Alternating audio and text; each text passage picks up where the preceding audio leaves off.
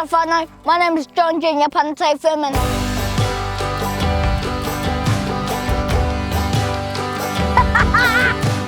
And with COVID-19 on the rise, I'm going to teach you about sneezing and coughing. Coughing and sneezing, we all do it, but here's something that you can do to reduce the spread of COVID-19. Whānau, when you cough into your hands, it catches your droplets. And when you touch something else, it spreads onto that.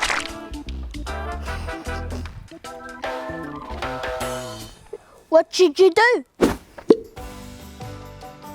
Well, whānau, you should start coughing and sneezing into your elbow like this.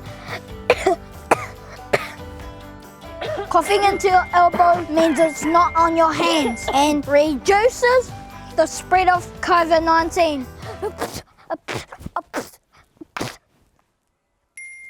Kia ora whānau.